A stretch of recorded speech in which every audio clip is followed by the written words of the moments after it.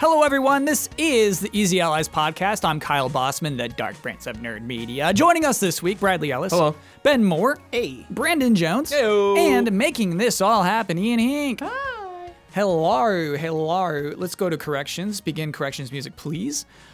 Actually, not a lot of corrections last week. We were pretty good. Yeah, proud of you guys. Nice. Yeah, pretty on point. I did ask the community for any Apex Legends fans to let me know how much they care about the characters. And so the general consensus is, amongst Apex Legends fans, they like the characters. The characters are good, especially the two newest ones. Okay. Revenant and Crypto. Good. They have cool lore, cool trailers, cool abilities. Cool. They're well liked. I have seen the crypto lore trailers. I'm a little briefly caught up on Did that. you like it? I did. I enjoyed it, yeah. Yeah. The Hacker on the run. The Revenant, the new one, it was kind of cool. They kind of teased and leaked basically a character that was like, oh, okay, this guy's coming up next. And then the trailer, he just gets assassinated by the character who is actually going to be in the game. Oh, That's yeah, Smash Brothers it was style. really cool, yeah. And then that character in the lore is just dead. The one who was going to get in is just gone. So really neat things. I did go to the subreddit of Apex Legends to see like, oh, how many what's the fan art and cosplay ratio to clips? Mostly clips. Yeah. I do think that despite the characters being liked, the primary draw still obviously is The gameplay. the game itself. Yeah. I feel like I saw a lot of cosplay right at kind of the beginning of Apex Legends, but maybe it's petered out a little bit. I'm sure they still do it. Yeah. But that subreddit's all about the clips, baby. There was I saw an image of somebody cosplaying as the convention center where the convention center was being held. But that was cute. For Apex Legends or just... No. Like it was just a cosplay. Like it just made me think people will cosplay anything. Yes, You know yeah. what I mean? Whatever you can dream of. There's probably Kyle Bosman cosplay. We've seen it. Jones Yeah, has done we've it. seen it. Yeah, There you go. Jones has There you done it. I will say though, fun subreddit. Cool. Nice little community there. Did you subscribe? I did not sub. Not that fun. Okay, all right. End corrections music, please. Time to play Tough Bouncers. As we all know, Easy Allies runs the hottest dance club that is exclusive to video game characters in Los Angeles. Miami has one that's a little bigger than ours. Every week, we are given 2 video game characters who we must choose between to... Okay, we're having some weird lighting things in the studio today. Haunted. They wouldn't have noticed if you hadn't mentioned it. The thing is, they'd notice. Jones is doing She will. weird stuff, and to listeners wondering why Jones is like humming and acting very distant, it's because some lighting situations were happening. I'm back. Yep, he's back. So we have a patron submit 2 different video game characters. We must choose between these 2. One gets in the club. One must go home tonight. Oh, this is interesting. Okay, so from Samwise Game Geek, we have the Elite Beat Agents. The world is in trouble, and it's up to the agents to save it, but they can only do that by entering our club. Oh, man. So it's pretty, okay, there's that. However... That's pretty pointed compared to the other excuses we've heard. Yeah. Anachronistic Timepiece presents Tom Nook from Animal Crossing. We owe him countless bells, and he'll foreclose on the club if we don't let him in. No, that's not a... No. He'll... So do we choose the world, or do we choose our club? Our club. Obviously. Our club is in the world, though. Yeah. No, we'll be fine. You're going to say no to the Elite Beat Agents. Yeah, for Tom Nook, yeah. Tom Nook has kids he needs to take care of. He shouldn't be at the club. Yeah. This is not the first time Tom Nook has heard from my lawyer, okay? Yeah. This is... I like him, dude. Constant shakedowns. he's a good Tom business does. I'll admit, I ignored some emails from Tom Nook, but this is not... This is just the way he operates. So you want to let the Elite Beat Agents in? I think we have to. I think it's our responsibility. I want to see the Elite Beat Agents' performance in this club. It's gonna be amazing. I think they're lying. Oh my God. I think they're just being dramatic to they try never to get lie. in. They never lie. I think they are. That's quite a bold statement. I'm not buying it. I'm That sorry. they're going to save the world? Yeah, I'm going with Tom Nook. They've done it once. Ian, which one are you on here? I guess the Elite Beat Agents. Why? Gotta save that world. Okay. It's a lie. Yeah, I get that. Even if it's a lie, I Tom like Nook's... the world. He's a... I was living there. He's not trustworthy. You know what? None of you get to play Animal Crossing now. Ooh. It's well, over. if that's what's on the table, I It's vote over. Tom Nook. I want to dodge some corrections. So Ben, this has been a running correction. The relationship of Tom Nook and the little Nooklings is not ever clear. if they are his children or nephews or simply he just looks after them. They I like might to just think be they're like understudies. nephews. Yeah. Scrooge McDuck style. Yeah. I'm establishing headcanon. And so your headcanon is they are sons. My headcanon is they are sons. I have Google Docs of my own personal written information. And so when I say there is his kids, that is my own personal collection. Okay. They're probably like clones, right? Like Palpatine. Oh my God. Like No, Liquid and like- Solid Snake. Like Big Boss. I mean, they're all clones, yeah. This is weird though. Our bouncer has been taken over by Soul Edge, Nice.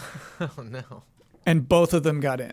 Oh man. Whoa. We can't stop anybody. Oh no. You say both. The Elite Beat Agents is 4 of them, Yeah, right? you're right. Both Three, parties got four? in. It's 3 people. Yeah, Yeah. Maybe So they is- work together. Is that Soul Edge going to wreak havoc in our club?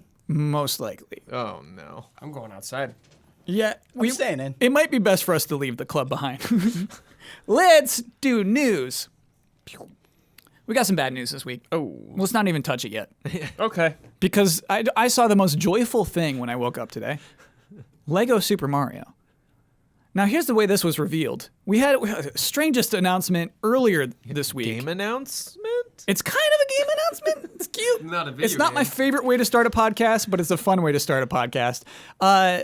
There was an announcement, hey, Super Mario Lego is coming. We'll tell you more about it soon. And I'm like, okay, in a few months. Okay, whatever. And then one day later, here it is, everybody. It is not what you think. It is not, when Overwatch got some Legos. Yeah. It's not the Mega Bloks Mario sets that already exist. It's not, the Halo Lego sets. It's not anything like that. It is an integration. This is a partnership between Nintendo and Lego. What is it? How do we describe this to people who have not seen this trailer? Kyle, it's frustrating because everything that you said was accurate, but you sounded like a pitch person. It is an integration. Yes. Yeah. But that is what I'm impressed by, actually. That is what I'm actually why I find this so interesting. Is it's not just a simple Lego IP license like they do 5 times a year. You have a Mario effigy that can scan stuff. Great word. And you bounce him off plastic pieces of plastic based off Mario environments, and he gets coins digitally. Mm-hmm. And apparently you smack stuff real hard and knock it over and break your Lego set. So be careful. Though. Yes, it is so weird. It is And that's basically it's like an obstacle course, but it looks like a board game the way it's set up. Like Mousetrap almost, some gimmicks spinning around and stuff. Yeah. And the things are typical Super Mario things, like a piranha plant, like a Yeah, pipe. there's what, Kid Bowser or whatever? Bowser Bowser Jr. Jr. Bowser, that's it. Yeah. Bowser Jr. Also, Who's your not a favorite? son apparently. They're apparently no relation. Maybe not in your It's a version. clone. Something's going on. Well, Sunshine did get retconned, so maybe. Did it? Yeah. Good.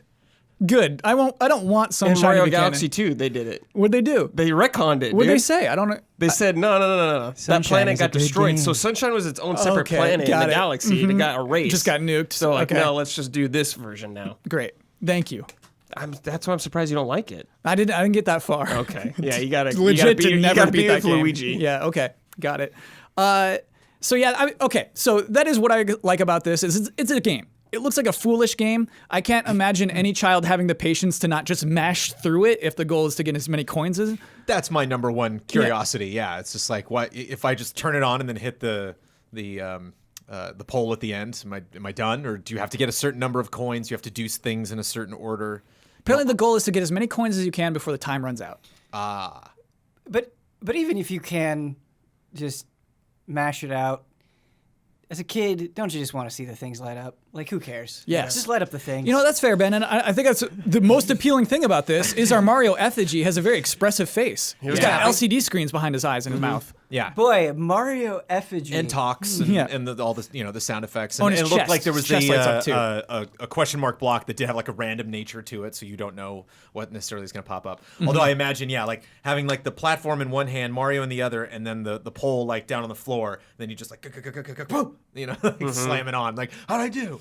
Dude, I Tournament also- night. I also appreciate in the That'd be fun. trailer. What's he doing? There's Playing, that I kid guess? in the I'm not green sure. shirt. Mm-hmm. He like goes hard. Yeah. Like Yes. he's like, it's time to knock over some Legos. That's how you play Mario, dude. His full force into it. I like that it is a toy. I like that here we see Lego meant to be played with. I think Okay, y'all want my opinion on Lego for a second? No. Not really. Here we go. Yeah, Here's another fresh hot take latte. Jones, anybody on the panel, let me know when you're sick of the hot take latte. When it gets too hot, let me know. Scorching. I think Lego is now just a thing to put on a shelf. Yeah. It's not meant to be played with. I think depends this is, on the audience. We're part of the photograph generation. Here, I took a picture of my Lego. I have it on my shelf. I'm never gonna touch this thing. Yeah. It's like a model. That's what you do with Gunpla. You do the same thing. Yeah, it's just like a model kit. But those are Lego- toys. Those are toys. Got Lego. Lego's toys. Lego is toys. I play Lego's with whatever Legos, you want though. it to be. Yeah. Lego is toys. It could be a model, or you could just build random stuff together. I'm over here with my action figures. I don't like it. I don't like it. And so Why I do. not? I like that Lego Super Mario is meant to be played with. In fact, it would look stupid on your shelf. But there's always been a press this and the Lego guy flips, or this opens up and surprise, there's a guy down in the basement or something. They have like RC car Legos that you can build. Yeah. Technics. Yeah. Lego Bionicle. Technics. Yeah. You're speaking about a Joints. different type of Lego. Like there are obviously some things you want to get that are just the statue or just that thing, and then there are other like sets that have fun interactive elements to it. I just envisioned you at a schoolyard and like some kids just playing with Legos and then you run over their stuff with your Technics. Yes.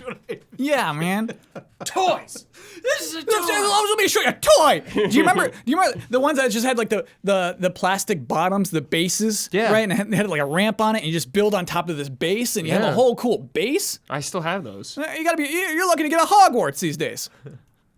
It's a big. But, look, they got plenty of Hogwarts out there. Yeah, you want your Hogwarts, you can get that.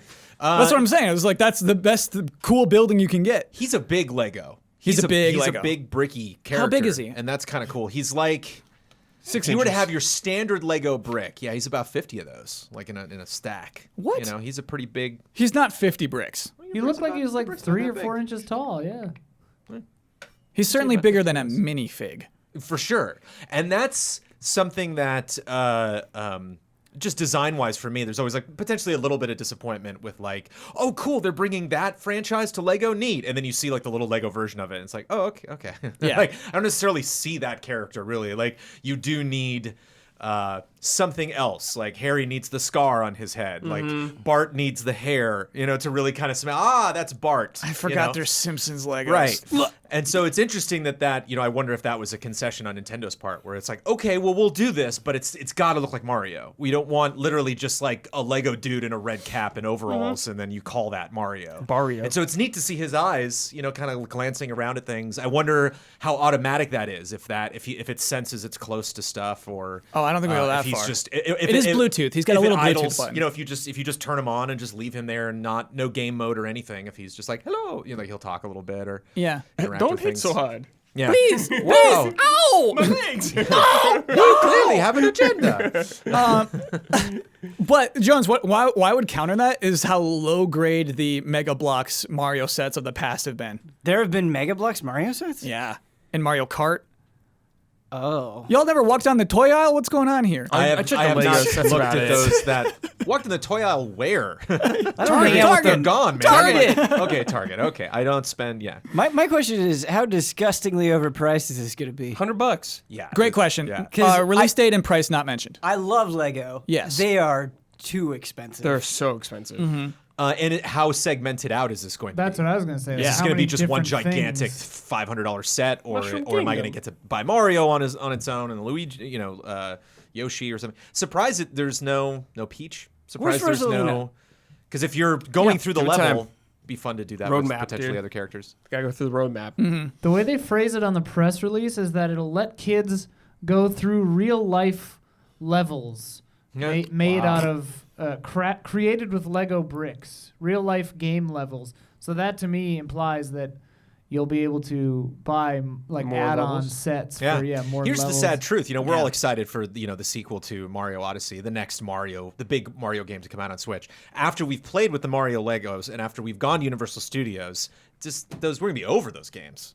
You're gonna play the virtual Mario worlds? No. I don't like this I'm bit. into the real ones now, man. You know that's not If I want to true. experience the mushroom, hear me out. If I want to experience the Mushroom Kingdom, I'm gonna go there for reals, man. I brought up my app and I can see those coins. I'm not gonna in the real world. Yeah, and you can contract coronavirus. Right, exactly. At your studios. This is a nice transition to the next thing we have to talk about, which is E3's cancellation. Right. And it's such an obvious thing at this point. It's just, it was bound to happen at the time of recording, right? And it's so weird. When 2 weeks ago, it was not an obvious thing that would obviously happen. When we were talking about GDC, it's like, oh, okay, oh, wow. And now it's just like, yeah, clearly that would be canceled. If they're canceling NBA games, by E3. So yeah, E3 has been outright canceled, not even delayed, not suspended. There will not be an E3 in the year 2020. Though they did say, hey, Not physical. Yeah, they did say, E3 in particular, the ESA in their announcement said we are looking way to deliver a digital experience, whatever that may mean. And that's kind of where I want to start, actually, is that... So ESA says, hey, we'll do a digital experience. We'll get eyes on stuff. Meanwhile, the big publishers are probably all going to do their own things. In fact, Microsoft already has committed to that. I think Ubisoft as well. I think Square recently put out a release, and they said stay tuned for stuff soon or something like that. Yeah. Do you remember the Konami hologram? Yes.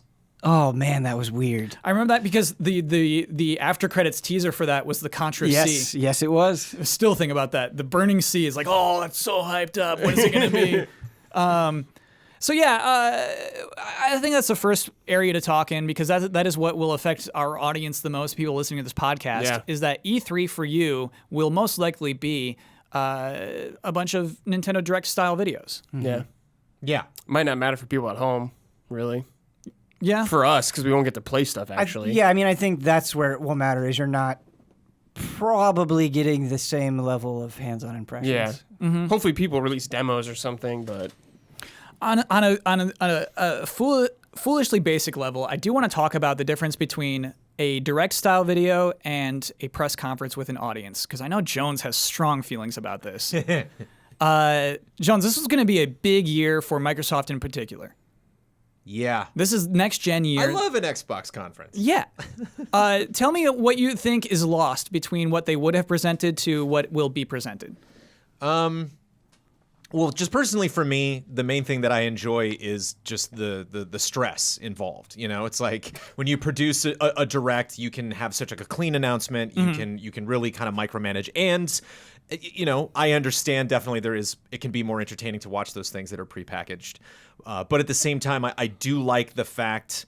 I think having, and maybe you can speak to this, Ben, but I do think having, the people that are working on Devil May Cry 5, seeing them there, seeing them walk out on stage, hearing them, the joy that they get, for example, if this was the year that they were planning on announcing that Keanu Reeves is in Cyberpunk, he wouldn't have been there. You're mesmerizing, wouldn't have happened. Right. That's gone now. That kind of live thing, the smoke, and everybody, wow, look at that, gone. Now we all kind of experience the same thing on our own.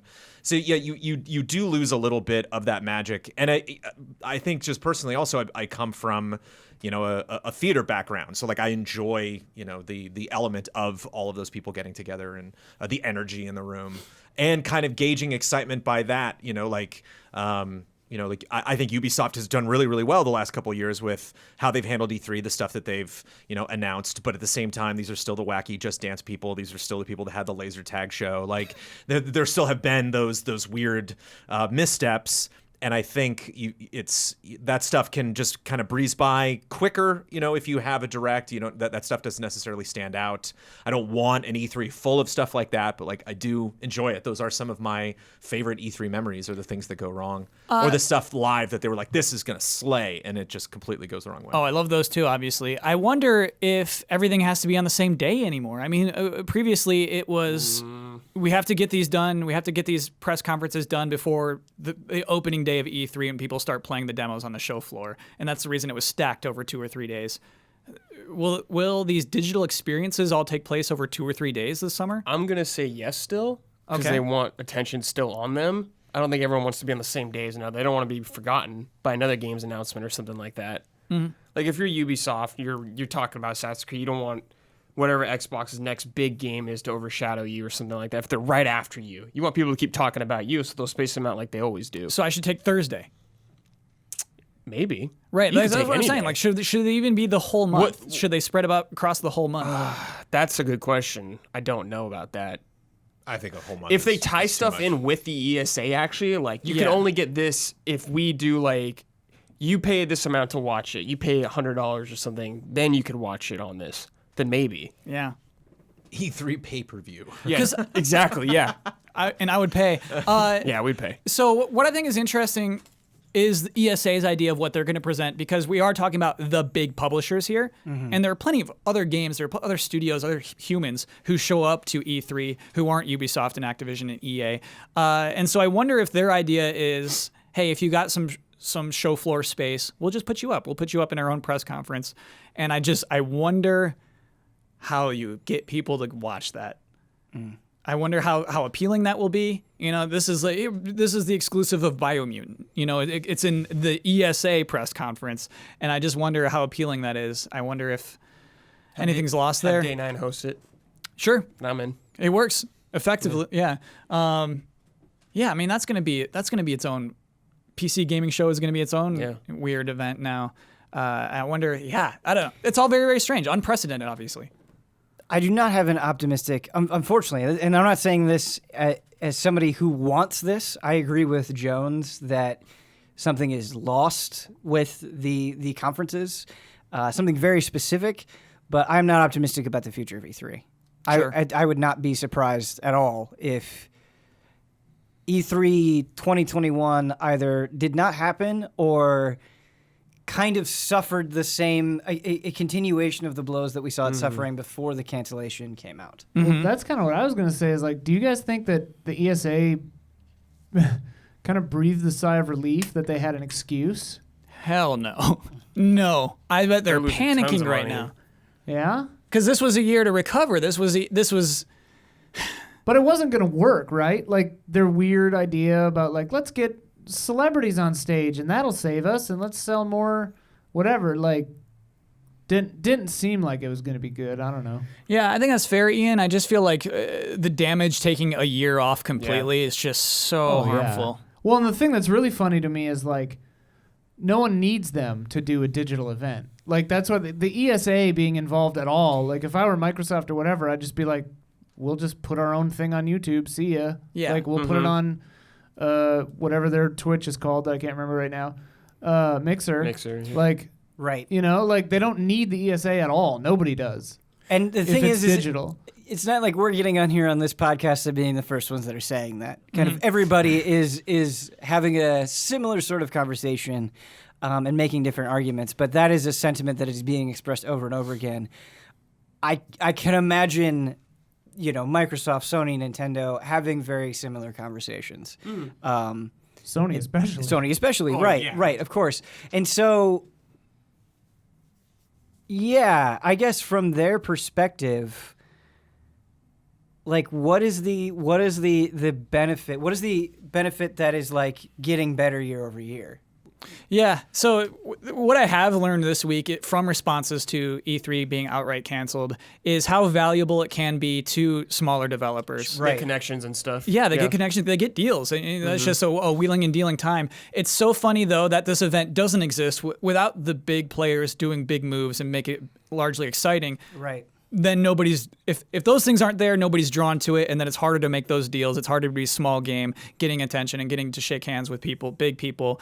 If, you know, those big people aren't interested in a big event. It's so weird. But maybe this is naive, but then if that is a vital function of E3, could that, you know, transition into other things, right? Like could GDC, where that already happens, could that happen even more at GDC with the cancellation, you know, theoretical cancellation of E3? Like wouldn't, hopefully, Other you know, events fill the optimistically, that hole will be filled and there will be opportunities like that. The idea being publishers just won't suddenly just stop buying games to publish, that they will still seek out. Right, Yeah. right. Yeah. I think it's especially going into a new generation. Yeah. And from a publicity standpoint, you already see this kind of thing happening to some extent with the Devolver stuff where they feature smaller things, but then especially with the kind of funny press conference that they did that just featured like a whole bunch of indie stuff that got their trailers out there, you know? So it's like independent things for the publicity side, like the press conference side for indies and stuff can still happen, you know, without a conference. Yeah, I think it's for the games that are not trailer ready, right? The games that are Right, conceptual, right. and I'm looking for somebody to partner up with. Pitches and stuff. Right. You can't make those trailers public. You can't make that a digital experience unless it is this closed kind of thing, a digital GDC, like a digital meeting room. I'm sure that this conversation is happening 1,000 times in 1,000 other industries. It's a weird planet we're on right now, currently, where we're having to learn how to remotely do business, and it's freaky. It's definitely weird. And as much as I want an E3 party, like that is exciting to think of those challenges presented to everybody. Like, what are they going to do now? Is this, I still want something like E3 for the most selfish of reasons. I want something in Los Angeles to be excited about in the video game industry. I don't want to just constantly have to travel like for everything. Or not travel in a lot of instances because it's not in our budget. But it's exciting to think of potentially what Ubisoft will do. It was exciting this last year to look at State of Play and just kind of how Sony has evolved, looked at the Nintendo Direct format and did their own version of that. So it is interesting to see what these different publishers are going to do in that case. But it just makes sense to me because you think about like a GameSpot or an IGN or these other people that are like, all right, it's E3 week, like we have a new stage, there's a new page on our website where all of this stuff is being posted, new graphics package, new graphics package, yes, E3 is being added to all of this stuff. So when you start to like stretch that out more and more, then it's just the year. It's like what really is special about this event. Yeah, I hear why you. are we even going to call it something? It's just before the summer. It's just kind of like everything, there's when the new TV shows come out, there's when the new big blockbusters come out every summer, there's when new products hit the shelves before Christmas. It's like all that stuff just kind of naturally happens. But if you're covering it, whether you're like us talking about video games or just anything else that people can buy, there's something different about it specifically taking place over like a 6-day period. Yeah. And it is definitely stretched from 4 days to 5 days to 6 days. But it still will be weird not to have it kind of compact in that one unit for us to make a celebration about it. Ben, I think it's got at least one more year. Oh, yeah. I think there is an E3 2021. Yes, I agree with you. They're not quitters. Yeah. I think that's logical, even though I said I wouldn't be surprised if it wasn't next year. But it's not on an upward trend. I think is like Definitely the ultimate not. point Yes. I'm trying to say, Especially right? next Is year's it's not not thriving. But I feel like just the way that we talk about games, even on this very podcast, like gigantic stories and events and things are happening within a matter of hours. Like I even think about Nintendo Directs and the way that it goes for us on Slack is it's like, hey, Nintendo announced the Nintendo Direct. It's happening in like 18 hours. What are we going to do about it? Yeah. And then there's just kind of this, I think from an audience perspective, kind of this collective excitement and like everybody's scrambling. And I think that scrambling is good. You are suddenly, whatever you were doing, you're kind of throwing that away and being like, all right, let's focus on this. And I think in a lot of ways that's even more beneficial because I feel like there are days at E3, especially when we've been doing, a 12-hour day or however long we're doing it, where like we're thinking back and it's like, oh, right, that game or this thing. And I have to wonder if that's part of it, where by removing it and kind of making it year-long or month-long, like you said, they can kind of just drop those bombs whenever, where it's like in 12 hours, again, theoretically, they're talking about the PS5. Whatever you are doing, you're going to stop and pay attention to that thing. Yeah. Or at least we are. And Brad, this is the funny thing we thought of just, I guess that was 2 days ago when we learned about it, is that it's not always bombs too. It is sometimes just gameplay, just a game being played and demonstrated for the first time. And we're talking about how potentially this could be the first year we get to just watch the treehouse. Yeah. Right. Yeah, we just get to like about that. sit down and just chill Because how many out. times are people like telling us like they talked about in Treehouse? They showed us a Treehouse. Yeah, we And couldn't we watch didn't it. see it because Yeah. we're busy. And so I wonder, Brad, if these digital experiences do stretch beyond a direct, if everybody's going to be setting up their own tree houses. Yeah. Yeah, I mean, and that is point. awesome because there a lot of times during an E3 press conference, it's like, oh, I want to see more of that, and there just isn't time. Yeah. And so by making a digital event, like you really have room to present this however you want.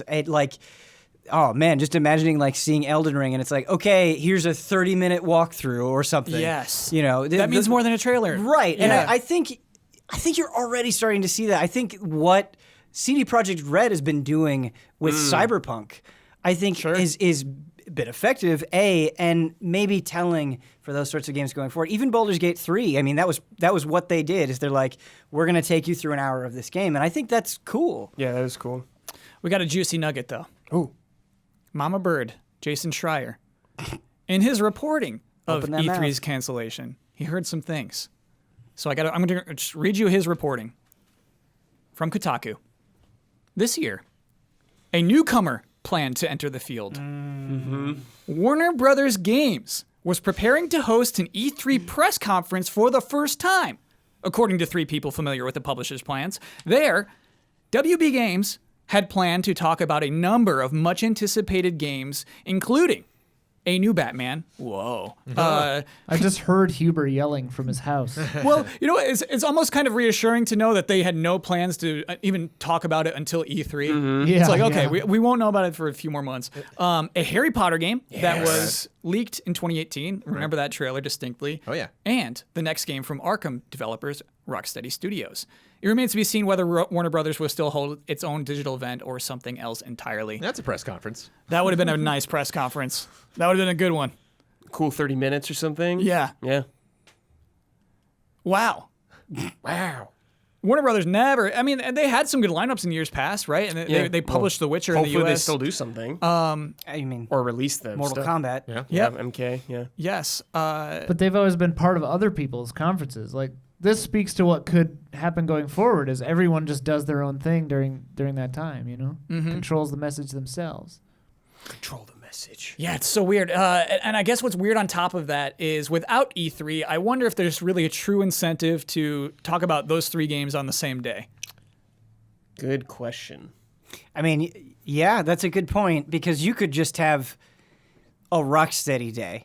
You Yeah. could just have a WB Montreal Batman day. You could just have a Harry Potter day. Yeah. And, you know, kind of going back to that idea, it's like, well, if we spread this out and we go harder on those things individually, for us, we just get more, right? And that is potentially cool, but... So the marketer in me says it's good to keep it all in one show. But I'm thinking back to Square Enix last year, where they know they had us because of Final Fantasy VII in the beginning and Avengers at the end. They could show us anything in the middle, and we will be watching. And I kind of think that's the effect with WB. It's like, oh, you're here for Batman? Watch this stupid little Harry Potter mobile game trailer. Yeah. You know, they know that they have a captive audience. Not mobile. It exists. That game's out. And so, yeah, I do think that I think there's still something to that. A big old WB show. I hope they still go through with it. Yeah, Well, the and Gears Pop moment. Yeah, exactly, right? We got you captive. You have to watch this trailer right now. the one more thing, you can't do that if it's just like, okay, today you can, but it's not the same. Doesn't feel as the if it's same. packaged into a show. Yeah. It's also selling WB versus any of those individual properties. Because, like, you can, you know, if I'm just a Harry Potter fan, I don't care what else WB's doing. But now, oh, wow, look at that.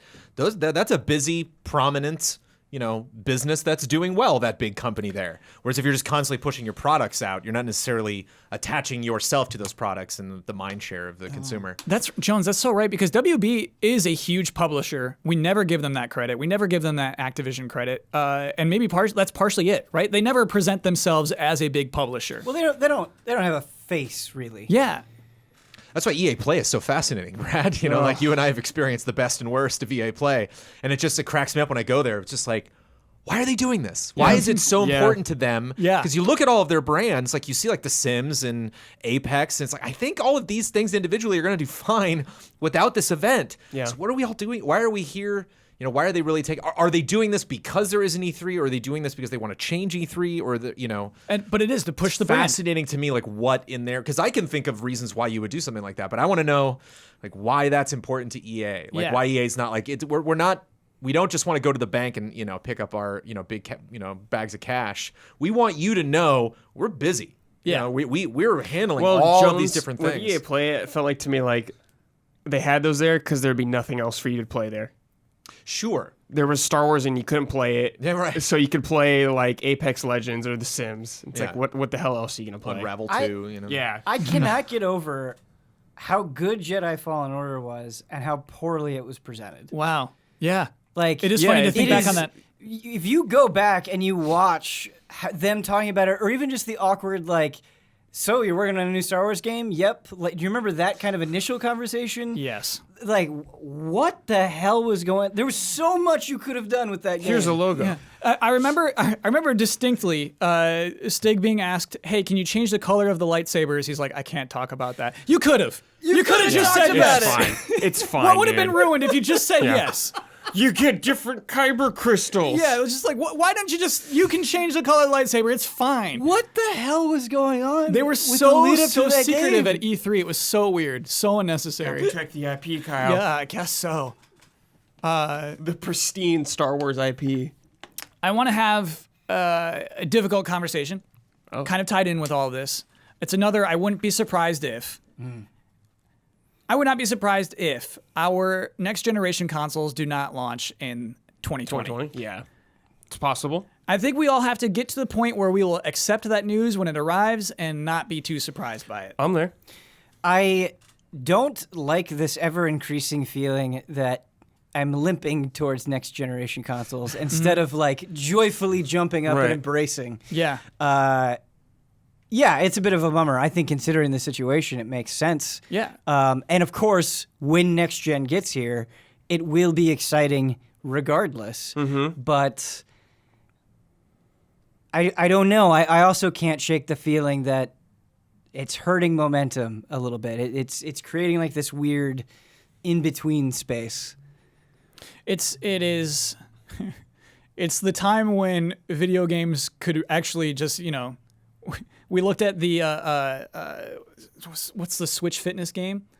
Ring Ring Fit. Fit Ring Fit Adventures. Adventure. We looked at Ring Fit Adventure, right? And how it's, ballooning because of the quarantines. This is the time to sell your video game consoles. Yeah. I'm positive they do not want to delay. I'm positive right I'm now. sure they don't want to miss the holiday. Right. At all. Yeah. Microsoft, Sony are working as hard as they can. They've already said, look, coronavirus is not going to affect our launches. They've said that out loud. They both have said that. Not recently. Okay. Sony said that, I think, last month. and Yeah, 'cause, like- the situation is changing daily. Yes. Fascinating. Since how then, quick- haven't like the factories closed? I heard reports Many factories that- have closed, yeah.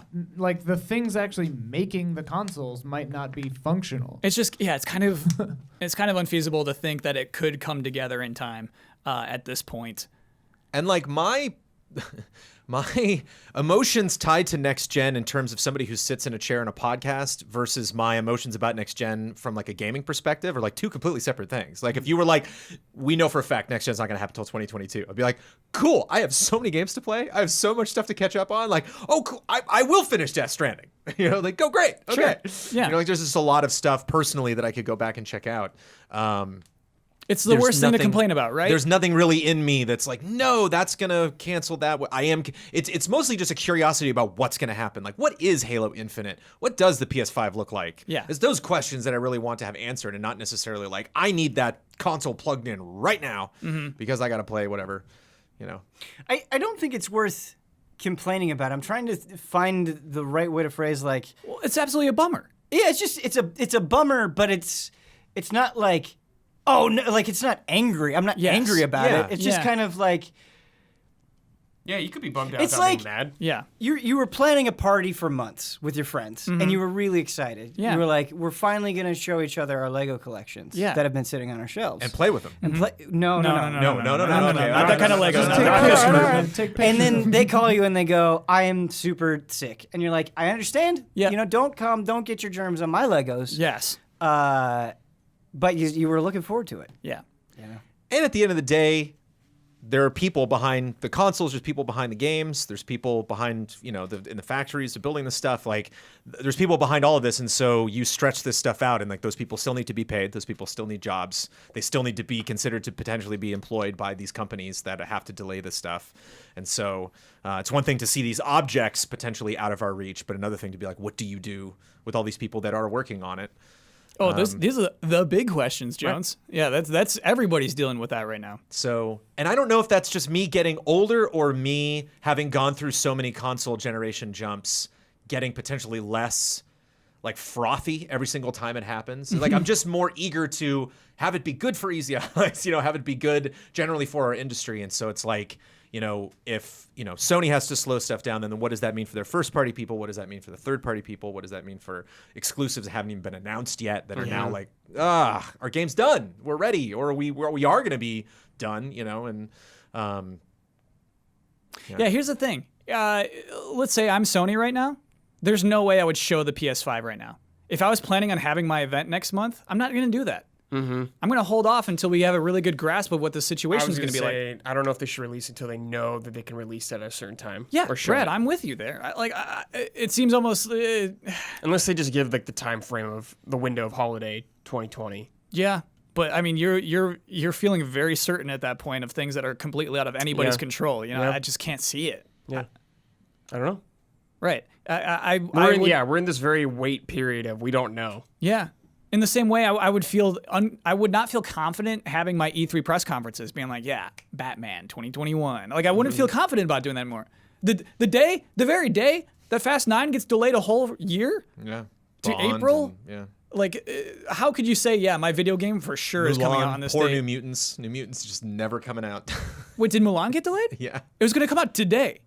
It's got Disney just bumped a March bunch of stuff and some 27th, horror I thought. film. Oh, okay. Some horror film that's on their slate too that I didn't know about. Huh. Or didn't know it was Disney specifically. Yeah. I mean, obviously movies are different because you watch those in public places. But I you buy understand the consoles difference in public places too. Yeah. You wait out in line with Not a bunch of always. people who are being very unhealthy. Sent home, baby. Is there Sent to my house. is there a chance that the streets are just going to be empty and we're all just going to be cooped up in our rooms playing video games? Golden age of video games. Yeah. If anything good comes out of this, there will be more people playing video games. And watching podcasts. Or listening. Yeah. Go ahead and listen. Do you all hear that? Oh. It sounds like it's podcast halftime! Oh, and if you're a patron of Easy Allies, thank you. Did the copy start with okay? It did. Huh. Okay. It did. It's funny that words like that do draw attention. Listen. You're also calling back to the halftime after we finish the halftime. That's a cardinal sin. You don't know what you're talking about? What copy? Oh, because if What you are a copy? patron of $5 or more, or any patron, you didn't hear a second of that. Yeah. So maybe leave in the okay and then cut straight to if you're a patron. Oh. It's funny. Reading this copy, doing the whole thing, Yeah. not the problem. You, I know. Oh, I my know. God. the wrenches that get thrown my way after we're done. What's the story behind that shirt? This I heart copters. What does it say? I love copters. I love copters. Laser choppers? I had I don't know if I can say what company. Brother-in-law worked for a company that would be making helicopters, and you would get a shirt like this if you worked at such a company. Was Gotcha. it Lockheed? Can't say. Let's talk about a wrench that was thrown into my machinery. Oh. Just before recording this podcast, we got a hot, fresh rumor about a Silent Hill reboot. That was weirdly sensual. The machinery? Your machinery. In my machine. Is that what that sound is? And my machinery. Good Buller song. This is This is a wrench they could throw into my machinery anytime they want. Ian. Can you lead off? I've barely understood what I've read today. All I've heard is that there's stronger and stronger rumors that there's people at Sony making a Silent Hill / Silent Hills game, potentially with people from Team Silent and Project Siren on board. Yeah, and what is strange is our source is a website called RelyOnHorror.com. Whoa. Ben just had a revelation. No, I did. I'm sorry. I'm super sorry. What's but going we- on in your machinery okay, right now? Weekly hunts Yes, today. yes. We say a lot of nonsense, but Huber was there. Yeah. And I said, like, I just want a new good Silent Hill. I believe that's what I said. And he was like, he just said, like, sincerely, it's happening. Don't worry about it. Oh, man. The pulse. He just does He things. could feel the creation. He is. And I, We maybe are in we had Huber's heard, maybe lucid we'd already dream. heard about this. There's been rumors before. There Maybe have we'd been already heard rumors about for a this sec. rumor. There have been rumors for a sec. That's what I do when I kind of don't blink, downsell I Huber, nudge, though. I just kind of like Right. saunter over to Huber and I'm like, SSX? And he's like, no. No, I'm not feeling anything. The universe is telling me nothing, John. So Yeah, I'm it's like, just being honest. Maybe Okay. I'm ascribing too much divination to Huber. So I want to subscribe to the theory that Huber is some kind of like divine creation. he's got to spirit. want it. Yeah. You can't make him.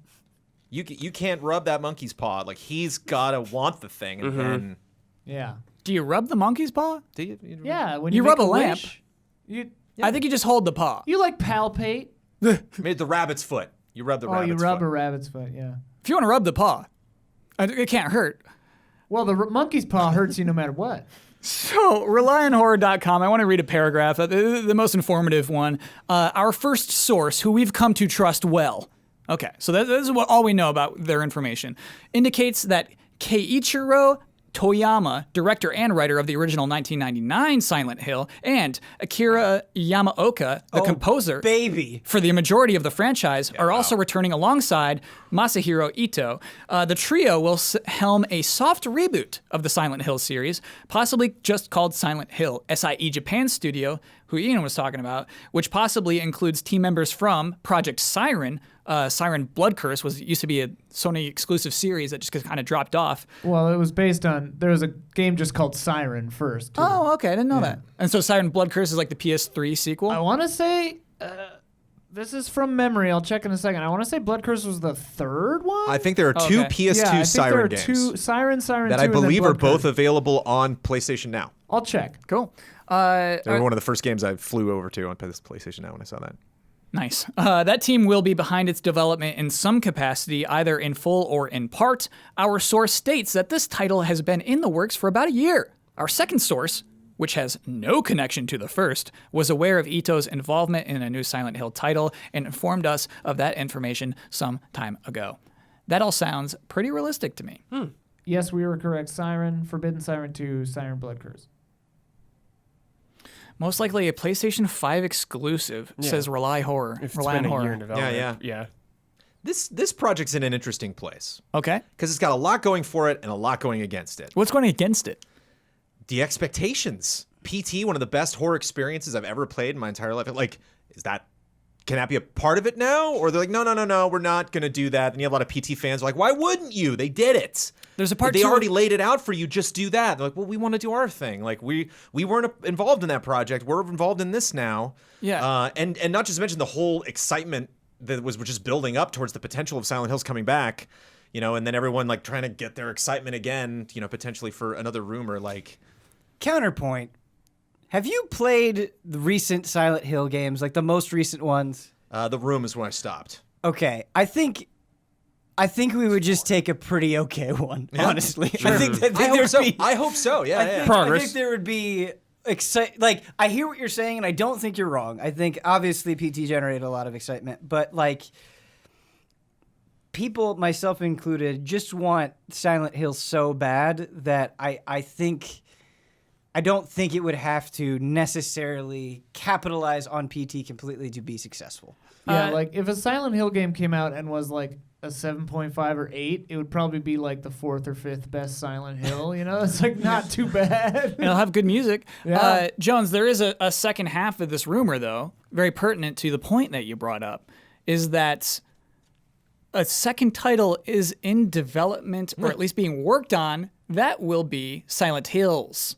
And that Sony is working to patch up the relationship between Kojima Productions and Konami in order to resurrect the game. Oh. Whoa. And this is where I don't feel This is comfortable like dream reporting this on a scenario. podcast No, anymore. sure, This yeah. is too wild to me. That's wild. I saw something that Norman Reedus said that he was working on something but not Silent Hills. But of course, he forgot he was in PT, so who knows? You forgot that? So Yeah, apparently. What? how do you broker that conversation? Like, what do you say? How do you get those people in the room? How do you start that conversation? It's also not really in PT, to be honest. Right, You yeah. don't at the hear very him. end. You don't. Yeah, Sure. It's just a character model. You just go, so Sony's been asking about you. Or I guess, no, you're talking about Konami and Kojima. So you're like, Konami's been asking about you. On the playground. But then tell the if other you're side Kojima instead. Productions, don't you just say like, who cares? Let them ask. If I am Kojima, yes. I'm working on my own IPs now. I'm selling my own T-shirts. I don't want to touch Silent Hills. No, thank you. But what There's if he no still reason to. does? If it happens, I will be gobsmacked. You know what you do? Godsmacked? I'll be gobsmacked. Stand alone. Prince of Persia. They did a really weird cover of Eleanor Rigby. I remember. What? I think that was Godsmack. Anyway, if to get Kojima on board, you just go like, "Hey, Guillermo was asking the other day." I like that. Then you just text Guillermo. And he's Yeah, like, I what don't know what you're actor talking is about, what man. actor is Yeah. Kojima into right now? I got a new segment. It's called "Do You Want to Feel Weird Today?" Yeah. It's a mini segment. You want to feel weird today? Look up the story about the Prince of Persia being added to what's For Honor. For Honor. Yeah, I saw that. Look Cool. At, look at that image though, dude. Yeah, I saw it. I haven't seen the image. It's wild. It's not. It's its own Prince of Persia, a very realistic looking man, Yeah. and he's not. That's no Prince of Persia. What It's does just- that mean? What do you mean that's no Prince of Persia? He's just a guy. He's just a guy who's got kind of like Prince of Persia, like dreads. He's got a magical amulet but over I his think breast. EA has like mechanics though, like it. Sure. That's What not. do you mean? He's looked different so many times, the Prince? This is not. That is not. That is no Prince. No, I don't want to hear this boomer mentality. Like this old. Let's move forward. Get a new Prince. Yeah. Look, I'm cool with new princes. Let him be new again. This guy's not royalty. He doesn't have to be in this one. Okay. There he is. Wait, shoot again. Okay. Everything that you said Okay, dude, makes listen. sense now. Hear me out. Okay. Okay. That is not a Prince of Persia. He's getting back on his feet, dude. He's getting outcast. This I understand. This I He's been understand. outcast for a long time, dude. Yeah. Out of his kingdom. Yes. He's been in rough shape, but now he's getting ready again, dude. Okay. He does kind I of don't look know like why. a bum. I don't know why they gave him that outfit though. That's his traditional outfit, is it not? Kind of. Yeah, I guess so. This has been You Want to Feel Weird Today. So going back to Silent Hill. He's got like the Alec Baldwin chest, you know? Yes. He's Thank got you. the, like- I'm sure listeners were so frustrated. You just nailed it. It's like it's stocky, you know. It's like it's probably you punch that guy and he can probably take a couple of those, you know, stomach blows. But there's not the definition, you know. There's Yeah. not. I'm telling you, man, this is just his comeback. This is the start. He's got to start somewhere. Yes. He'll Drinking too he'll many lose those beers, that pounds, dude. Prince. I was told once that I was classically barrel chested. And I was like, what is Classically barrel Yes. chested? Who said that to you? just a friend? And I was like, A okay. good friend? It was not a girlfriend, no. But not a compliment. It was like, hey, I like how you're classically barrel chested. Like, oh, okay. Do they say it like that? All right. Kyle, Yes. how do we patch up the relationship between you and the person who called you? Was it classically Dan? barrel-chested? It was not. It was not. We got to only talk friend I about know you Silent Hills. No, I don't. You know what? I'm kind of like done with it. It's like worth bringing up on a Sure. podcast. It's wild. If it's true, hey, go nuts. But like, I don't see this coming to fruition. This has to happen. It has to happen. Silent Hill is too important to rot away. Like, Yes. please, just get it together. It's so good to be true, though, right? And you can imagine Sony bringing their money to the table to make Konami think about it. Mm-hmm. Konami, who has not been making these kind of games in a while. You could see it coming together. You could see Sony being the ones who are making this happen. for but, sure. ugh. Is there any way to just like sneak into Konami and just take whatever Silent Hill rights they have and just no one's the wiser? No, all the lights are off. You won't be able to find it. Okay. It's Silent Hill for me though is, and this is pessimistic, but I'm just really trying to think about like what I really want to define why I would be excited for a new Silent Hill, because it's kind of getting like GoldenEye syndrome a little bit, where we're so far removed from the franchise at its peak that I do have to ask myself in 2020, like what is it? What do we need from Silent Hill that like Layers of Fear isn't doing? That like other, like that there are fun horror experiences to play in VR. Like there is good gaming horror to find out there. So what is it? And when I played PT, this was like, okay, I don't remember ghosts being involved that much in Silent Hill. Obviously, like weird imagery is what I'm looking at actually happening. Yeah, they showed But up in like 4. so I was like, oh, this is kind of taking that series to spin in a new direction. So if they're like, no, we're going to do soft reboot, we're going back to the roots. In 2020, what are those roots? I don't know. I'm not saying that it doesn't exist. I Ben, just don't tell know. Tell him. We can't Let end me- the segment let me- without you telling him. Let me make an anecdote for you, right? I think what you're saying is like saying well, what's the point about getting excited for a new Final Fantasy? And I think the reason why Final Fantasy is as strong as it is because of its ability to reinvent itself, right? It's not just a JRPG. It is a JRPG that is trying to think on the cutting edge as much as possible. And Silent Hill has not always done that, but at its best, it does do that. I think you look at the leap from Silent Hill 1 to Silent Hill 2, and then 3 going back and connecting to 1, and then 4 being its own new... Like, it is... I think it is that ambition, even something like Shattered Memories, right? That it is the creative landscape. It is... not formulaic, and sometimes that doesn't always work very well, but I think PT is kind of like the ultimate example of that, where it's like there can be a vibe and you should capture that vibe, but you can kind of do whatever else you want. And so ideally, if Sony's dumping all of this money into a new Silent Hill, you would get that sense again, where it's like, we are not making Layers of Fear. That's not knocking against Layers of Fear. I'm just saying we're not just doing what has been done. We're trying to go forward. Yeah. Well, what's interesting, too, about the games that you mentioned, like, a lot of horror games owe a lot to Silent Hill 1 and 2 specifically. Right. And Silent Hill kind of lived long enough to become the villain, you know? Like, it didn't live up to its own past potential, you know? And... so, like, Layers of Fear and Amnesia and all these things that, like, wouldn't exist as they are today maybe without Silent Hill 1 and 2 having happened. And it's like, I'm thirsty for... That's why PT being revealed to be Silent Hills was so refreshing, because that felt like Silent Hill 2 again. It felt like Silent Hill being on that cutting edge, like Ben was talking about. And so, I mean, there is a risk that it doesn't iterate or doesn't try to be the Silent Hill for 2020. Like, that's the danger, is, like, it can't try to recapture the magic in the same way. It's got to be daring in the old way, like, in a new way that, you know, that Silent Hill 2 was at the time. What's weird now is PT itself was so influential, and so many things have copied PT. Right. Yeah. So, not that it would necessarily be bad, but it would be weird trying to capture what PT did in a post-PT world that we now live in. Especially without that creative team. Right. Like, it's Ouroboros. Like, it just the snake keeps eating itself and then degrading as it does it, you know? And it's, oh, man. Like you said at the beginning, there's a lot riding on this, and it could go very poorly. Right. But I have hope. I don't know. Yeah, Jones, I'm hoping it just does the Resident Evil 7 treatment of, like, kind of going back to what it did, like what made it great kind of thing, and just building off that with a new perspective or something like that. Like, I want Silent Hill to get the RE treatment of RE7, and you get your RE2 remake. It doesn't need a remake or something like that, but like that upward momentum with the franchise. Yeah.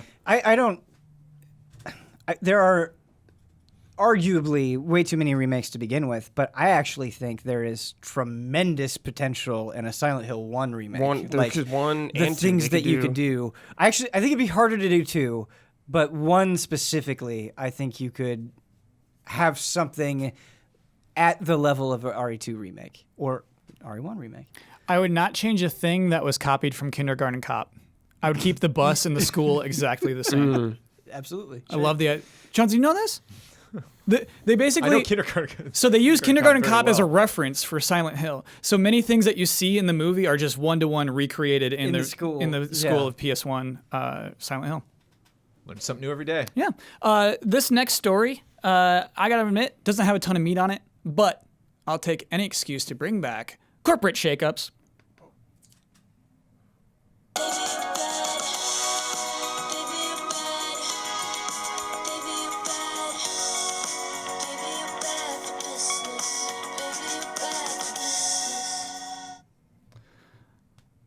A lot of podcasts will have a soundboard where they get their sound effect immediately. Not us. Me, I'm clicking on my laptop. You heard the pause. We do it raw. Yeah. So, Reggie Fils-Aime, Oh boy. former president of Nintendo of America, has a new gig. He has been appointed. He's on the board. What is this? It's a board of directors. He's on the board of directors at GameStop. And this was the headline I saw. It's like, oh, they're bringing in Reggie in particular. They're bringing in two other, one former CEO of Walmart, Bill Simon, and current PetSmart president and CEO James J.K. excuse me, I don't have a water. Semantic. So, okay, all right. Former CEO of Walmart, current PetSmart president, and former president of Nintendo of America, all coming to the board of directors of GameStop to help the company survive longer. I really don't think there's much to say about this story. I really don't. Making moves, though. Yeah. Yes. I don't know. Reggie's getting money. Reggie gets paid, I'm happy. Yeah.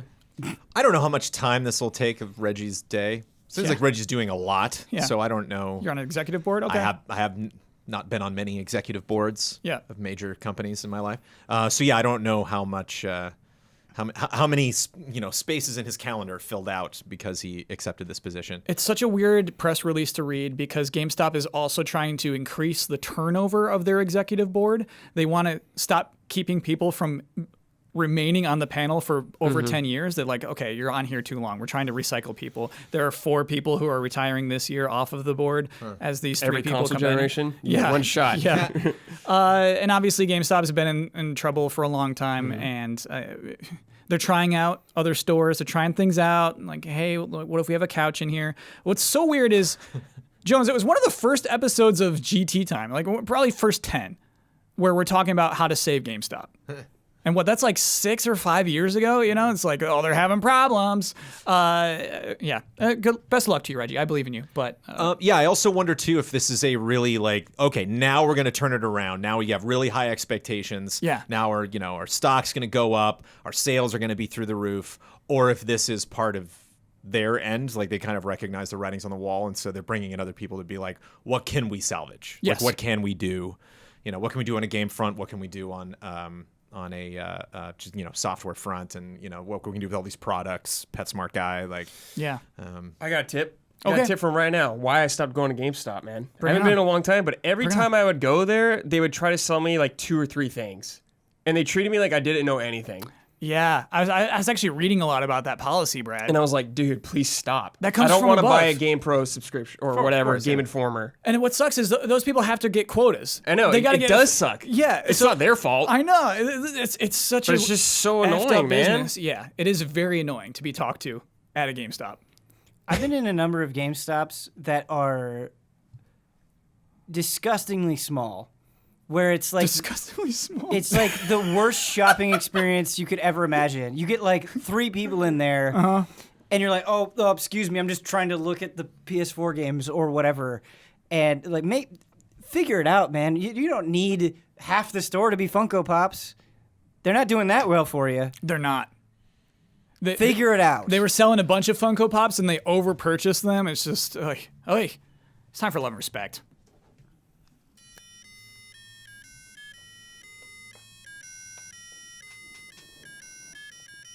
Love and respect. I like when you put a little bit of news in your love and respect. Ooh. You turn it around into a question. And I have a feeling that this panel especially does not care about this news. So it's going to be a fun question. Buenas tardes, allies. I am sure you know by now, 2K has revealed their intentions to introduce multiple future video games under the NFL license, albeit offering non-simulation football game experiences.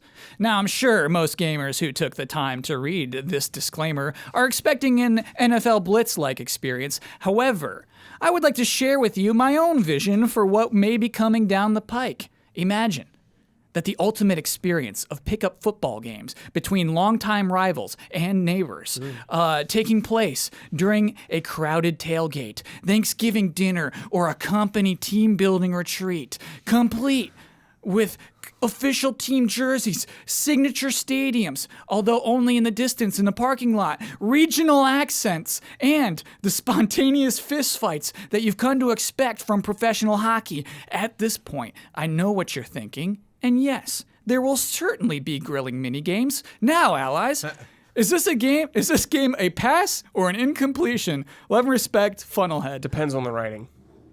Yes, it depends on the writing. If the writing's good, then I'm in. You know why I said this is getting in the podcast? When I read regional accents. Yeah. Oh my god. Yes. Like, just going to Buffalo and hear some Buffalo fans. Yeah. Heck yeah. Get out of the car. Just Yeah. like stuff like, yeah, I'm in.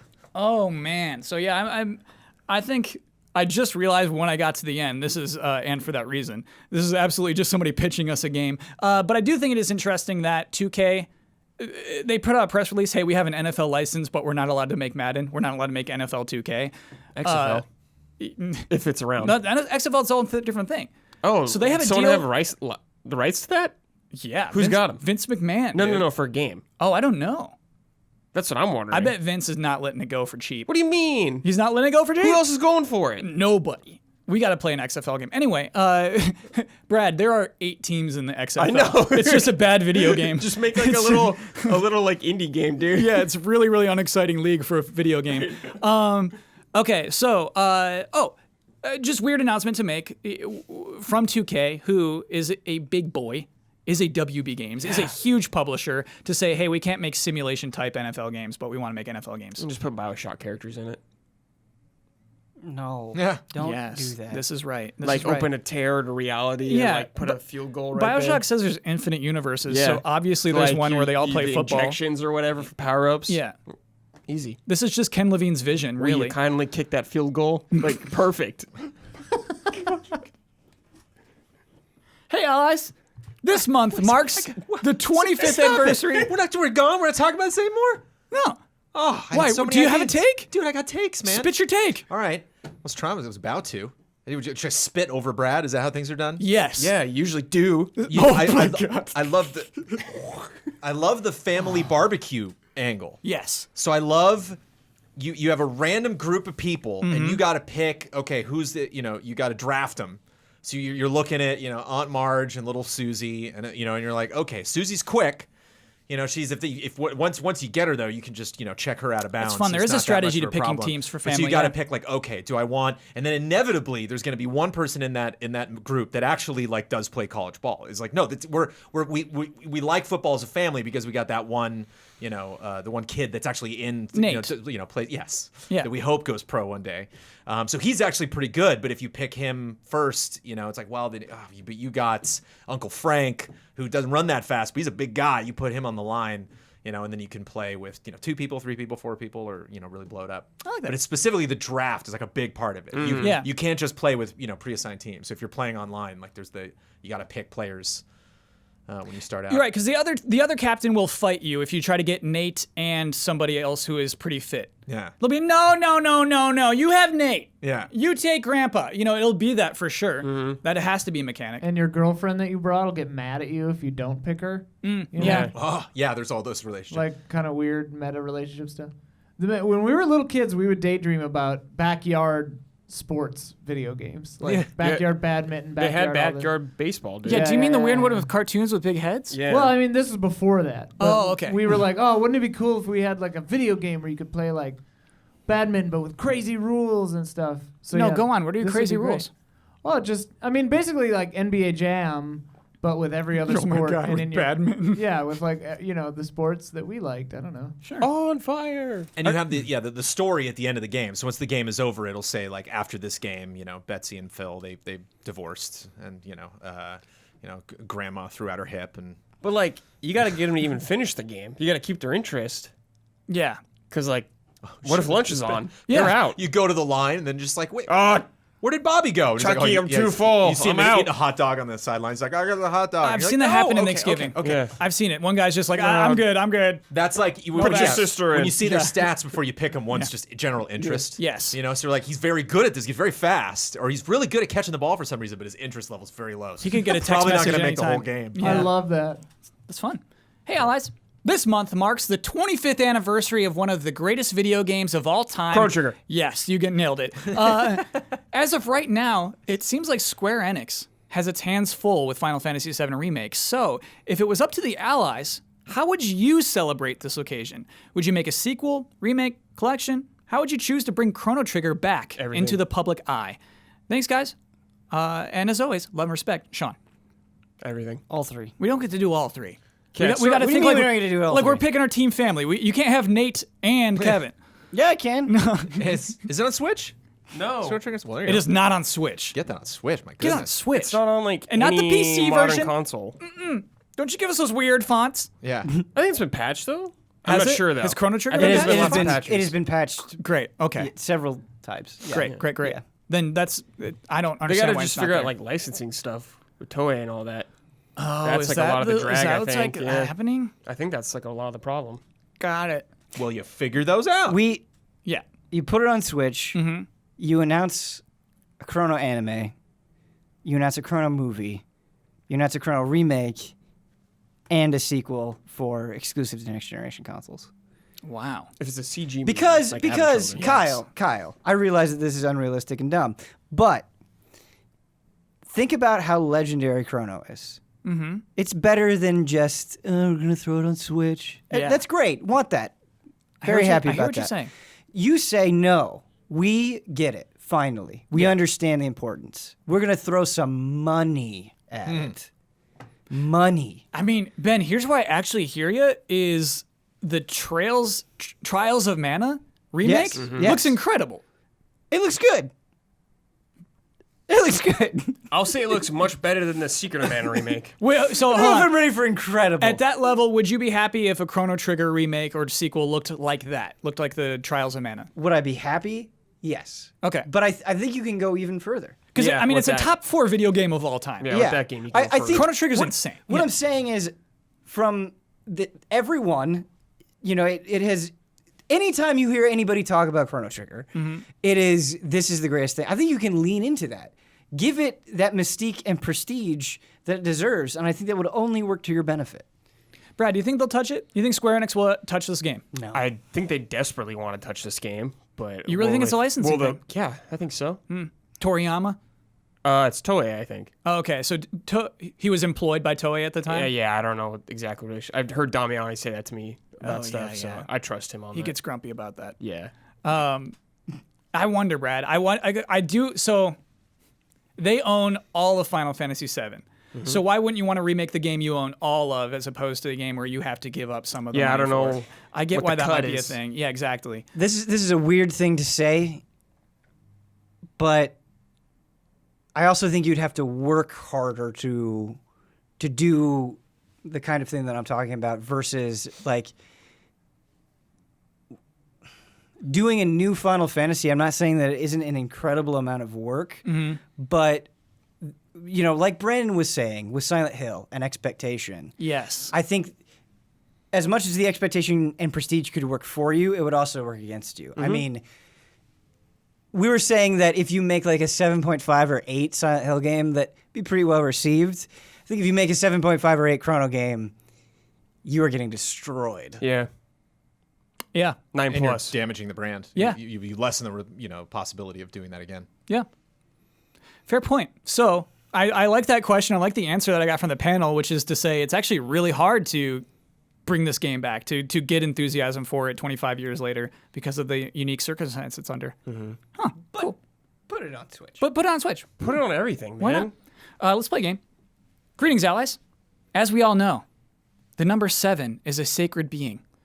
A review score of a 7 conveys a special level of flawed beauty that other numbers simply don't. However, some 7s are more 7-ish than others. It's time to find the 7ist 7. Below are 3 sets of games, all of which received the equivalent of a 7 from an Easy Allies review. The panel must decide in each group what the best game of the 3 is, and the worst game of the 3. The remaining game, neither the best nor the worst, will go through to the final. And of those 3 games, the title will chosen by the panel as neither the best nor the worst will be the pinnacle, true, average, 7ist 7. Love, respect, Alex McMillan. Okay, McMillan, excuse me, from Northern Ireland. This is gonna be fun. This is, we don't get March Madness this month, so this is the next best thing. Group 1, Rage 2, Concrete Genie, Ooh. and Yakuza Kiwami. What's the best I game of didn't that play bunch? Rage, but I'm gonna say Kiwami. Kiwami. Is the best of the bunch. Yes. What's the worst of that bunch? Concrete Genie. Yeah, probably. I don't know. I haven't played Concrete. I played it, yeah. I played the other 2. Okay, so Rage 2 moves on to the next round. Yeah. Okay, great. Wait. You take the middle. The middle one moves on to the Yeah, next you know round. what I mean? Oh man. Yeah. I think that makes sense to me because I think Rage 2 just has a lot more going on than Concrete Genie, but it's like forgettable. Yeah. At the same time, It's know? a pretty like, 77. you're not a saying, game yeah. you like. Like I really enjoyed Rage 2 and I was playing it, had no desire to finish it, or like I was like I gotta finish this. Yeah. I was like it was an easy game to kind of. It's step hard away to from and remember work that on game other came things. out last year. Mm-hmm. Yeah. I just wanted Yakuza to go all the way, but it's all right. No. It's not an Well, honor that's to the be. thing, it's too good. Well, it's a strange honor to be the 77. Yeah, No. it's too good to be a 7. Group 2, Nothing is too good to be a 7. Arms, Far Cry New Dawn, Lawbreakers. Ooh. Oh boy. Lawbreakers is bottom. You can't even play it anymore. I don't Yeah. think. Right. Is it? What, Yeah. what do you Yeah. want? What was the first one? Arms. I No, would no, rather no. play Lawbreakers than Arms. Yeah. I could let me throw this at you. Sure. I think Far Cry New Dawn might be like the most forgettable big budget AAA studio game of last year. Tell me Wait, was like that last year? 3 meaningful things about Far Cry New Dawn. Spear? Sabretooth? You could travel to other locations. Remember, Huber's excited about that. He's No. like, you can go to places actually outside Meaningful. of the valley. Wait, I didn't play the game. I'm just this talking is about. not the Sabretooth one. This is the neon No, one. No, Yeah. this is what I'm saying, dude. yeah. Right. This is the He's pink right. flowers. You're right. Yeah. Evil twins. I forgot. You're right. This that, was a that clip video of that Far Cry that, 5.1. of you playing was pretty no. funny. That wasn't. That's Far Cry the 5. thing. That was Far Cry 5. Yeah. That's what I'm Shit. saying, bro. Yeah, Okay. you're right. Ben, you made a Ben's great right. case. We're I put- did, Huber really liked it. I never touched it. It's, it's sitting on my PlayStation 4 If staring Huber, at me. I but think if Huber were here, New Dawn would be in the middle. now that But PS5 he's is likely not. getting delayed, I will make time for Far Cry New Dawn. Okay. But I'm, but Why? I've Play never Sekiro. I've never heard I've never heard this much negativity Finish about New Final Dawn. Fantasy VII. But I've only been speaking to Huber. I love the case. Honestly, Sure. That was a great case, man. well, let's put it on You the bottom. proved it. So between Arms and Lawbreakers, who's number 1? I would rather play. Is good? Yeah, who's number 1? I'd I rather- would say Arms is number 1. Okay. Yeah. I'd rather I play didn't play Lawbreakers. Lawbreakers, I did. admittedly. I played both. Lawbreakers is a good 7. It's moving on to the next Yeah. round. Okay. All right. Group 3. Ratchet and Clank for PS4. Knack 2. Yeah. Shenmue 3. Oh boy. Which is the best of that bunch? I know a lot of people don't like it, but I played through it last year, and I think Ratchet and Clank 2016 is very good. I would probably think that's the best out of all of them. But on Shenmue 3? I don't know. I haven't played Shenmue 3. I've watched a Cannot lot of speak it. to that. I've watched a lot of Shenmue 3. Personally, Ratchet's more appealing to me than Shenmue. Ian and Jones, I need you in on this. I need your What was the perspective. third Yeah, I one? think Shenmue's right in the middle there. Shenmue 3 is the third one. Knack 2 is in the middle. Yeah, I think Knack 2's on the bottom and Yeah, that Ratchet's seems on right. top and Shenmue's just nestled where it should be. Okay. Yeah, I don't have experience with any of these At games mid. really. That seems like a consensus. Yeah. Man, Knack 2? Real bummer for me. What did you It's expect? a 7 though. I It's expected fine. a sequel to Knack. Isn't that what you got? I don't know. I like Knack more than Knack 2. Oh, okay. There's something I want to say about Knack 2. Yeah. And I mean this from the bottom of my heart.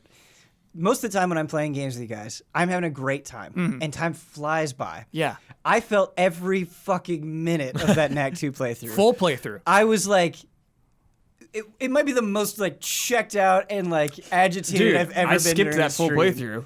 I was like, nah, I'm good. Brad, Knack 1 I played it. has an I incredible did not conclusion. finish it. Okay. I got bored. You're in this ancient temple. Knack's growing huger than ever. He's got purple in him now. Knack 2? Spoilers. Knack 2? Yeah, I Forget know. about What all the that. hell, man? Knack 2, forget about all that. We're not going to do any of that cool stuff at the end of this game.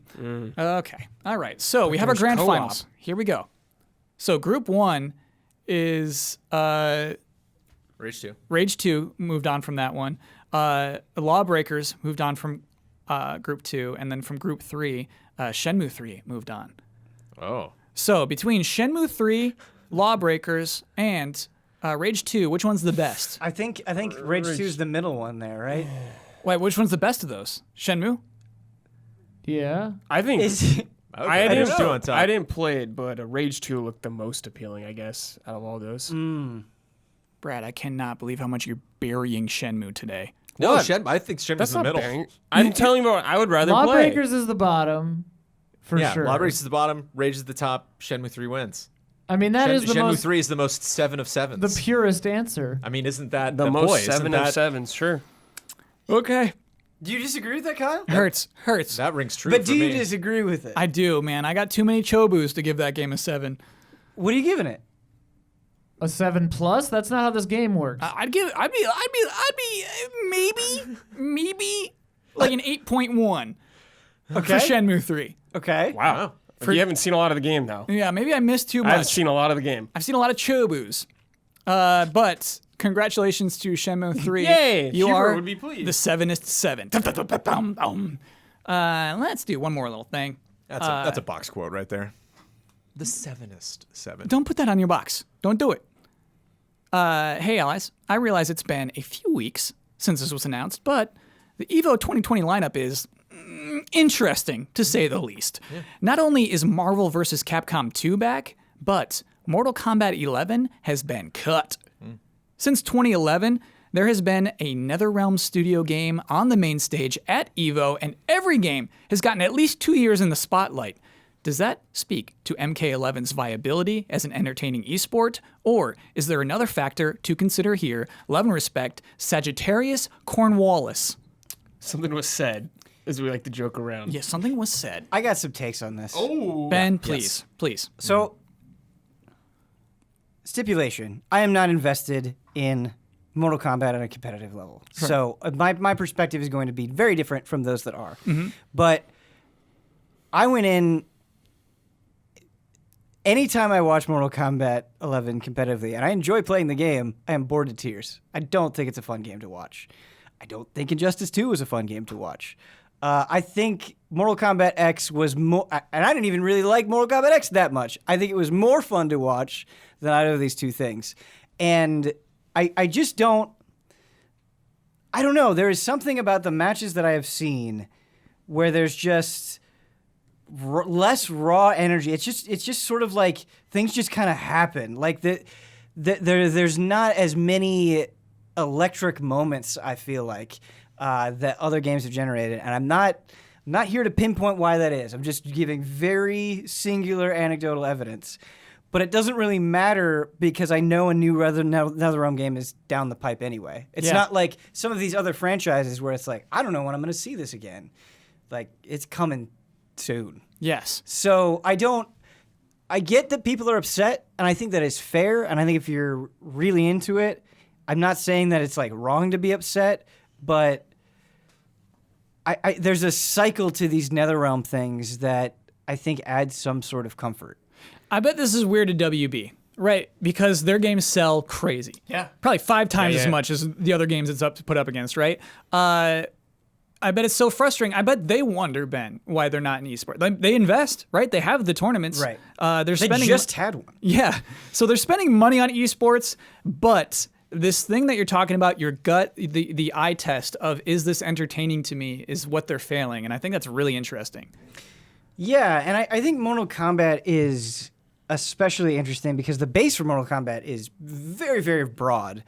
And I think there are many different pockets of Mortal Kombat players. Like, I think there are people who just care about, like, unlocking cool stuff and maxing out the customization. I think there are people that really get excited specifically about the fatalities. I think there are people that are really invested in the lore. Yeah. Don Casanova is one of those. And so I think more so than other fighting games, and you do get, different pockets of players in other fighting games, but I think Mortal Kombat is kind of the epitome for that, where a lot of people are there for things that aren't competitive fighting. I think that's 100% right. And it's funny, they invest, right? The developers didn't think this would not, they didn't plan for this to fall flat on its face as an esport. Yeah. They assumed it would be an EVO 2 years. That's a safe assumption. All of our other games do. This one definitely will. I wonder what they don't see. I wonder what, like, obviously they know they have this market and they appeal to the people who want a story clearly. I wonder what they mess up when it comes to competitive. NBC 2, just too sweet to pass up. Yeah. Just copy NBC. Like, people get excited about I don't think they're doing MVC2 the right way. Oh, how it works? Yes. Like the 8 players? Well, it's an invitational. Yeah, oh, sure. And I think it should be. I think it should invited. be open. I think that would be more exciting. Ben, I think we're there for the stars. I think that's why it's invitational. But I've seen those stars. Like, yeah, man. You know what I mean? And that's awesome. And that's exciting. And they're probably going to get there anyway. I'm just saying, what if that's already going to happen and you're already going to see those people, why not make it open? And gets potentially new stories. If it's 2 14-year-olds I'd never heard of before, I'm out. No, I don't want to watch those 2 14-year-olds. Dude, wait a minute. Think about what you're saying for like 1 second. I don't want to watch you 14-year-olds. What 14-year-old is entering MVC2? Okay, that's where I want to stop you. And if he is, that's a feat in of itself. Yeah. I mean, Come on. Stick to Smash. Does Evo? Don't let That don't was let a him do burn it. on Ben, multiple don't let him do it. levels. That was amazing. That was a was burn on amazing. multiple levels. Does that kid Evo, shower? Does Evo want a sense of like scandal every year? Like, do they kind of court that? Does that work well for them? Should Ooh, people be like, Jones. I love this. I love and they're this. like, heh, heh, heh, heh. Because it kind of is that. It's like we're legit. yeah. Like MK11 why? Like not have legit. they said why MVC came back? Like is it It's is the it 20th. is it the kind of Yeah, it's is the it like us? anniversary, Oh, It's the okay. anniversary, Yeah. Or is that, I just wonder if that stuff's us, like, when we set up group streams, we're just like, yes, there are things that make sense that a lot of people would like, but there's just the stuff that we want to do. Yeah. Is it like, how personal is that? Is there stuff that, do they know 2-3 years down the line? Okay, let's not bring this game back for a couple more years, but then it needs to come back. How upfront are they about that? Do they have a stream or a They have a blog stream or where they something that announce goes up that everything. they're like, here's why we pick these things. Yeah. Here's what we want them to do with the show, or They exactly have that, actually. Oh, okay. A point that I do think is worth mentioning, and it's just a guess, is I wonder if they're looking at year-over-year entrants as well, where, like, I wonder if they're looking at something like Street Fighter and Tekken or Smash, and, like, we're retaining a super healthy percentage, but maybe for, like, Injustice 2, there was a huge drop-off from year 1 to year 2. Yeah. And so maybe that was going into it where it's like, well, we don't expect, nearly as many people to be going in this year, just spitballing. Yeah, sure. But in the thing you talked about, they'll talk about the stuff that's going to be in Evo. They won't talk about the things that aren't. I So don't we think they. I don't probably think. won't get an answer. I And wonder. if you're NetherRealm, if you're Ed, like, is this something you want to publicly talk about? Where you're like, we as a company are very disappointed, or it's just like, whatever, who cares? Yeah, you don't say we're disappointed. You don't talk about Evo. You talk about your own tournament that you're running. You have that. And I mean, what's so crazy about MK11? They're still supporting it. Spawn's still coming as DLC. Yeah. It's awesome. Right. And is this going to affect? Does Evo affect sales? Do they see a bump Do they do sales in Mortal during Kombat it? because of Evo, or? I wonder. I mean, Street Fighter V does sales and like bonuses, but there's got to be a little bump, Jones. I think there's probably a little. There's a bit. lot of people watching live, but I'm kind of with Ben here. I don't think MK11's primary audience is the esports audience. Well, and to be perfectly clear, and I am not defending this. I don't buy into this, but I think it exists. NetherRealm has not always gotten a lot of respect from the fighting game community. It is kind of much like Smash in a lot of ways. It's been kind of seen as this other, and I don't think that is right. I don't agree with it. I think it's just old and tired a lot of times, but I think there is kind of that lingering sense still. I think you see it manifest. Sure. Do you foresee there being a NetherRealm game that gets it right, gets esports right? Is it a fun to watch competitive game? I don't know, because I think a fun to watch competitive game might turn away the other people. Yes. I'm kind of with you. I get it. I think you got to find a balance. Yeah, I can't say they're doing anything wrong, really. It's time for bets. Next week's bet. Look, I know we just did one of these. I couldn't resist. Here's why. MLB The Show 20 will be released on Tuesday, March 17th. I'm going to look at the top 10 most recent reviews on OpenCritic. How many times will I see the word Astros? Brandon Jones. 0. Why not? None. The reason why not is because there obviously will be at least one. No, not in that 10 though. Okay. You could, Sure. you could just get the 10 that didn't do it. All right. Those have to be like the best Easy A podcast moments. When I'm mad at Jones for his bets. when you like want to swallow it but you can't. Yep. Couldn't do it. Yeah. Ben. 4. Bradley Ellis. 0. Oh, Come on. What are you gonna do? You got teams like the LA Dodgers and those cheaters, the Houston Astros. Yes. No. Yes. I don't think they'll do that. Guarantee there's some review who's just like, and you can fulfill your little wishes with the Astros. Anyway, I was 6. Ian Which Hink, reviews are you? You were 6. You are 6. the most recent. I feel like Kyle knows more about sports than we do. No. Kyle no, don't know no. nothing. No. He don't know nothing. Ian. I said 1. I boxed him out. yeah, okay. Let me lock that in. Last week's bet, Ian, I'll need you on this one live. Okay. Ori and the Will of the Wisps released on Wednesday, March 11th. We are recording this on March 12th. How many viewers will the game have on Twitch right now at this moment? Brandon Jones, you said 15K. Damiani bet 2K. Bloodworth bet 11K. I bet 7,949. Ian, you bet 20K. Oh. How many viewers does it have? 27.3. Click on that. Who's streaming? Damn. Fextra Live, 19K. Extra Life. Oh my God, the next closest has 17 viewers. There's Oh, 49 I viewers. think I think because it plays who's ever on their website. It plays their stream automatically, I think. Extra Life put it over. There's not anybody close to 100. Everyone else Or is 96. like yeah. 255 is the 388. next tallest. Yeah, 388. Wow. Wow. I should have looked at the Extra Life schedule. Yeah. Ian, you crushed that one. This one has 3K. Okay, that's good. That's good. That's good. Wait, so Celibate. sort by number of viewers then. Like it kind of does it automatically. No, it's recommended Right. for you. Okay, got I it, don't got it, like got it. when Twitch does that. Yeah. High to low. High to low. Yeah. 2.8. That's Okay, still yeah. a huge 500. 19, 2.8. That's Yeah. a huge drop off. Can you click on Extra Life and what is that? It's like They're a wiki. almost like a wiki. Yeah, wiki site. Like, if you Google, like, where's this thing in Spoilers, Dark I wanna see Souls? It's not like it's not like a charity. No. This is a good looking game. Extra Life is a charity. Yes. Yeah. Got it. Fextra Life is like a wiki for hard games. Yeah. Yeah. Really? Yeah. And Yeah. it's a very popular Twitch channel at the same time. This is the first I've seen it. They play their stream if you're on their website. I think it counts you automatically. So if you're on the website, you get views, I believe. We should do that with EasyAllies.com. A lot of eyeballs on EasyAllies.com. Yeah, and get like 10 views. Dude, we can't even get the audio right on a stream. Yeah, We're what not are you ready talking for that about? kind of technology. That brings our totals to Gorgeous Gorillas 5, Ah. Sick Owls 3.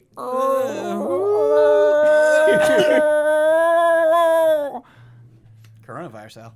That was a death rattle owl. Yeah, that's a death rattle. Patreon.com/EasyAllies would be the website you would want to go to if you want to learn more about the Easy Allies and how to support the Easy Allies. Excuse me. Easy. Now Allies. I heard it's very normal to swallow throughout the day. Yeah. Like that's just something humans do. Isn't that Right. gross? Why are you swallowing all the time? What? Why are you swallowing all the I time? mean, Because your body creates liquids. humans do a lot of gross things. just let it glide. Shut up. Let it glide. Let it glide. Let's just glide out of your mouth. That's what Milo does. Yeah. Let it glide. Milo doesn't worry about anything. Baby's got it right. Can you take a picture of Milo and caption it? Let it glide. Let it glide. Let it glide. Let it glide. Patreon.com/EasyAllies. Any patron $1 and up gets a no commercials version of this podcast, ad free. And any patron $5 and up gets this podcast 2 days early. You get it on Fridays as opposed to Sundays. Who is in this? Oh, Ian, you're in your own seat. I'm in my seat. Before I hand it off to you, Ian, congratulations, but we must do shout outs.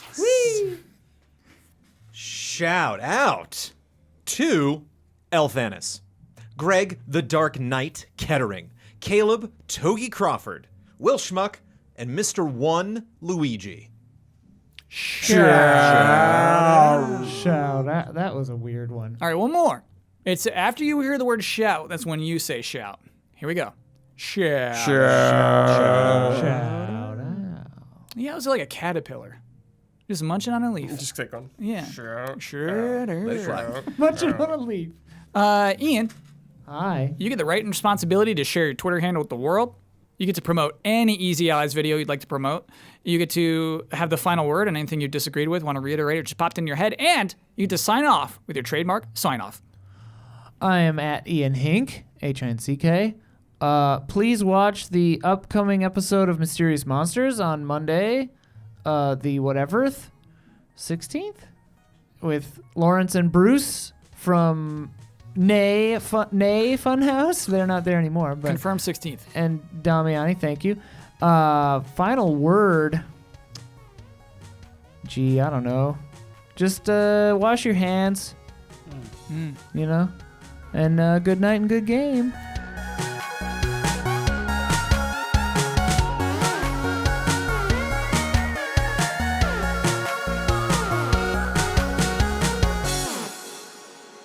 I was told once that I was classically barrel chested. And I was like, what is